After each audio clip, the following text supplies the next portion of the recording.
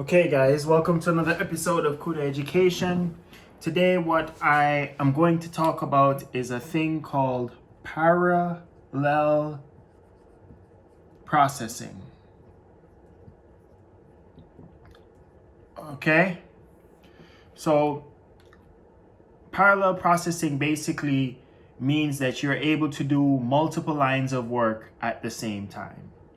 So instead of doing one line of work at the, in previous programming paradigms, now you're able to do multiple lines of work at the same time, simultaneously, within the same amount of time, however you want to define it. So let's do an example. Let's say you have a block of cheese, right? And you want to cut the cheese. In the olden days, all you would do is you would program your program to say, okay, cut the cheese. And let's say you had a knife and the knife, a programmatic knife, and the knife would cut the cheese, right? Let's say this process took 1 second. Okay, so 1 second of time to cut this cheese. All right. Now, let us say we want to do a parallel process. So this is how our a normal regular computer program would work, where you cut one block of cheese in 1 second. But let's say now we want to do a parallel process. Okay?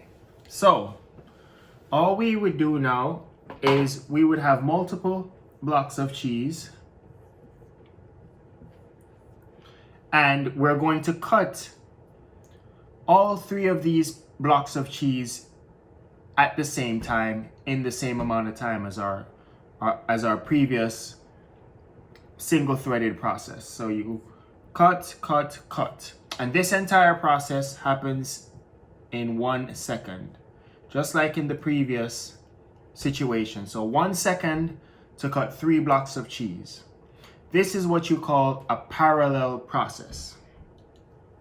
Now, as you can see, in the same amount of time, you have achieved 3 cuts instead of the 1 cut that you did before.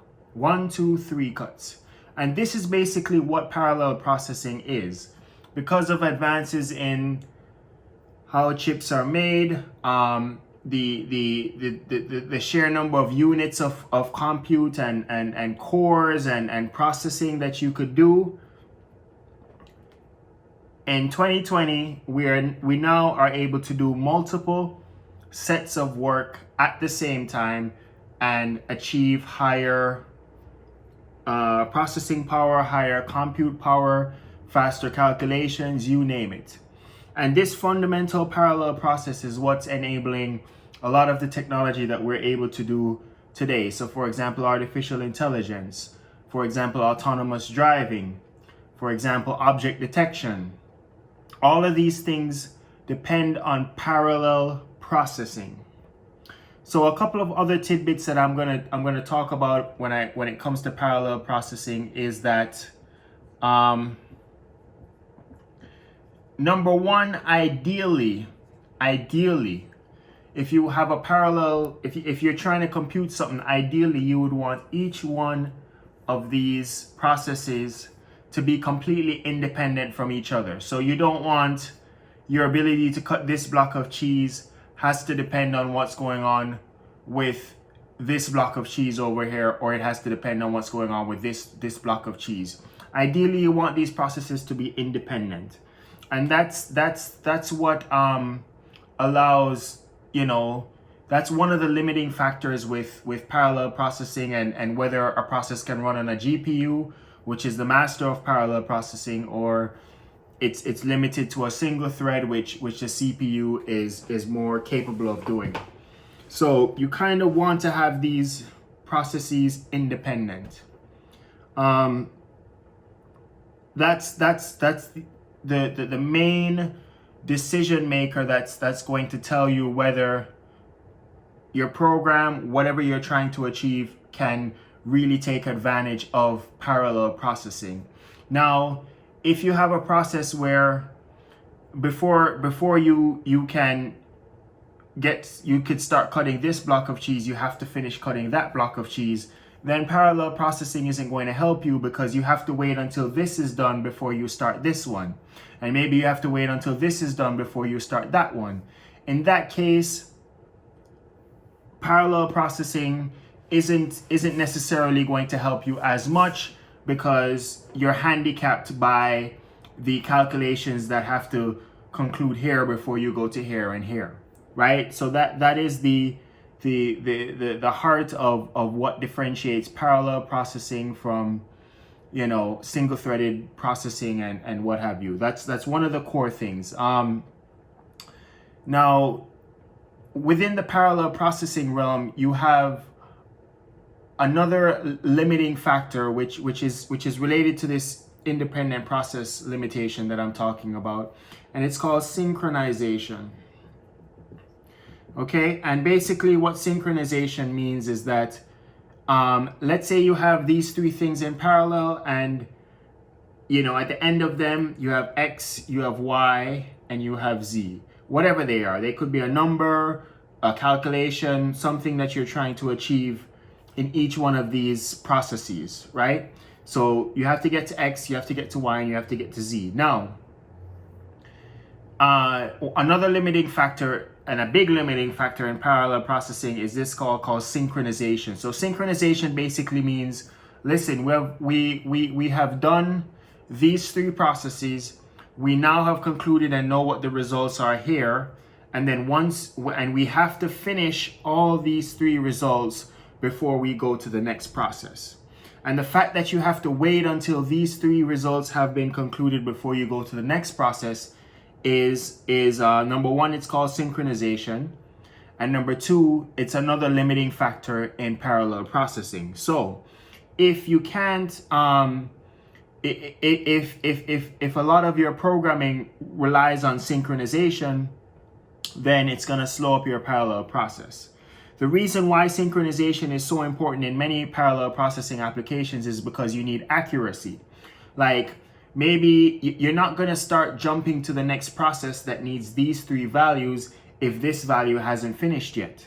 So let's say instead of X, you get X minus 2 because you decided that, listen, I'm not going to wait until all three processes are done. As soon as this middle process is done, I'm going to the next batch of work that relies on these results. Well, this one might be 2 digits off. This one might be 5 digits off for whatever calculation you're doing. So now you say, listen, I'm not synchronizing. I want my program to run as fast as possible. Now you're going to have X minus 2, Y, and Z plus 5 as the combined result of this line of work or this batch of work, which is wrong because you have minus 2 here because you didn't finish this process, and you have plus 5 here because you didn't finish this process. When you go to the next batch of work, it's going to throw off all your calculations. And of course, the more batches of work that you have to do, the more things you have to do, and you're not synchronizing, is the more you're going to get. Your value is going to be off. So maybe your final value is the letter A. Well, if all your incremental values in your calculations are wrong, this final value is going to be off significantly, right? So that's kind of the heart of parallel processing. It's about doing multiple lines of work at the same time, and synchronizing in cases where they're dependent on each other, synchronizing to make sure that the values that you're getting are accurate, have been calculated properly, and have concluded properly, and then proceeding in a synchronized manner. So whereas parallel processing gives you a lot of power, you really have to start to worry about your synchronization and the other basic thing, which is what I would say is administration.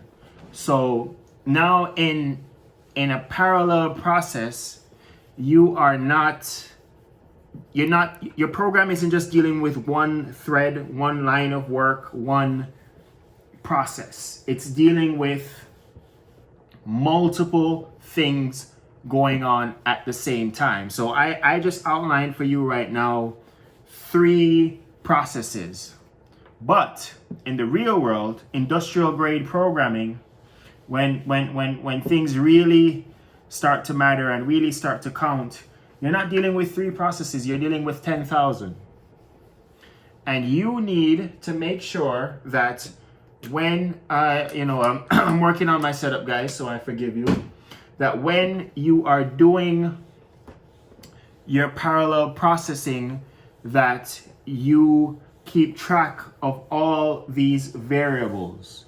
So you have 10,000 variables coming at you at the same time, and you need to make sure. So I mean, it's a whole nother layer of programming. It's not just, I'm gonna make sure my if statements are correct, and I'm gonna make sure, my while loops are correct. No, it's making sure your if statements are correct, making sure your while loops are correct for 10,000 processes going on at the same time, and making sure they're synced properly, and making sure you're not moving on to the next process until you have fully accounted for and understand exactly what is going on in your program. So there is so administration is another big thing in parallel processing.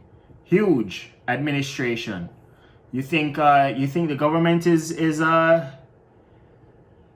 the only thing that has to do administration? No, you have to do administration in your program. Huge. And if you get it wrong, a lot of times you're not even gonna know it's wrong, and a lot of times it's hard to find out what exactly in your process is wrong because you're dealing with 10,000 variables. So in this video, you have learned about administration, you've learned about synchronization, you've learned about just the general parallel process, and we talked a little bit about accuracy. So accuracy, right? So parallel processing, multiple things going on at the same time, and the ability to do much more work in the same amount of time as opposed to a single process. Synchronization, making sure that before you move to the next step, that all your calculations on the first step is done, especially when these calculations depend on each other. We talked about because of synchronization, and you wanting to make sure things are done in an orderly manner, that affects accuracy. So, I'd say 1, 2, 3, and then we talk about just the general administration. So I'll give you guys a little bonus in Nvidia Cuda. So Nvidia Cuda, right? So I'll just do it here. Nvidia Cuda. They have a thing called cooperative groups. So I'll write it over here. Cooperative groups. And I myself have to review the video, but basically this cooperative groups thing is simply a tool that is used in the Nvidia Cuda language to help in the administration of the program. It's not something that's necessarily going to make your program run faster. It's not going to, do some miraculous whiz-bang thing. But what it will do is help the person who is writing the code, or the person who is maintaining the code, or the person who is dealing with the code or fixing the code, help them to be more organized because of cooperative groups. Now, Nvidia Cuda is the parallel processing language. It's basically the language that you use to program Nvidia GPUs. So the RTX, the GTX, the whatever else GPUs Nvidia has, they have a proprietary language called Cuda, and in there they have these things called cooperative groups. So the administration is a huge piece of parallel processing. And the reason why people do parallel processing is for one reason and one reason only: speed. There is no other reason to do parallel processing outside of speed, really. The idea is you accomplish more in less time. So again, autonomous driving, artificial intelligence, all those neural networks, it's serious number crunching, and you need it to be done very fast. So that's what that's basically what parallel processing is. So as far as I'm concerned, and what my channel is going to be concerned with, the big thing is going to be Nvidia Cuda, which is, again, Nvidia's proprietary GPU programming language. And then the other thing is that I'm dabbling into is the Vulcan API. So Vulcan is a Vulcan API. Vulcan is by the Kronos Group. It's a language that I guess its primary purpose is computer graphics. So the same people that did OpenGL, which is the de facto computer graphics language in the world, they have now come out with the Vulcan API. And I'm not going to get into that piece of it. That'll be for another video. But one of the abilities of the Vulcan API is that you could also do parallel processing, multi-threading, etc., etc. And unlike Nvidia Cuda, the Vulcan API can be used with multiple GPUs. So whether you have an AMD GPU or I don't know, ATI GPU or whichever vendor supports the Vulcan API, which most GPU vendors, if they have any sort of significance, supports or will support the Vulcan API. It's still relatively new, but there's a lot of parallel processing capability in the Vulcan API, and basically it allows people who don't have Nvidia GPUs to access parallel processing and stuff. There's also like I think OpenCL and stuff, but I'm not too familiar with them, so I'm not going to really talk much about that. So you have Vulcan API, which is a lot more open on many pieces of hardware. You have the Nvidia Cuda language. Personally, I thought, just thinking about this and getting into this thing, that I thought that, parallel processing, it will make your computer, your program faster, and it's going to take over the world. But I'm actually surprised at how slow the world has embraced parallel processing. I don't know if it's because it's such a new paradigm and it's kind of a new way of thinking, and maybe it's a human resource problem. We don't have the amount of people, the sheer mass of people who know how to do this stuff to retool old programs, or to just program new things in a parallel process way. But that's a battle that has to be fought also. It's not just anything, in programming, it's not just about coming out with a new thing that can do everything. It's a human resource problem, it's a technical problem, it's a time problem, to get people to do it. It's a money problem. So I've started out with Nvidia Cuda, but I've sort of realized that first of all, it's specialized to Nvidia hardware, and second of all, maybe the sheer number of people that I could appeal to is limited. I don't know. So I'm dabbling with the Vulcan API right now. With the Vulcan API, I'm just dealing with mainly the computer graphics piece of it. I haven't touched on the parallel processing because I don't know it myself, but it has that capability, and of course, as I get deep into it, I will share my knowledge with you. But that's it, guys. Definitely check out my tutorials. I have tutorials on Nvidia Cuda. I have tutorials on the Vulcan API. I have tutorials on, just a variety of stuff. OpenCV, OpenGL, one or two tutorials. A lot of stuff on the Cuda education sort of page or what have you on Amazon. I'll put a link below in the description, but definitely please subscribe, tell your friends about the channel, all that good stuff. Anyway, guys, I think this is a good starter for understanding parallel processing and what it can do and why it's important. And I mean, eventually it's going to take over the world, because by the time you start getting into hologramming and teleportation and all this other stuff in the future, you're going to need parallel processing. I mean, the single threading is good, of course, for certain things where, you know, you can't do the next thing before you do the previous thing.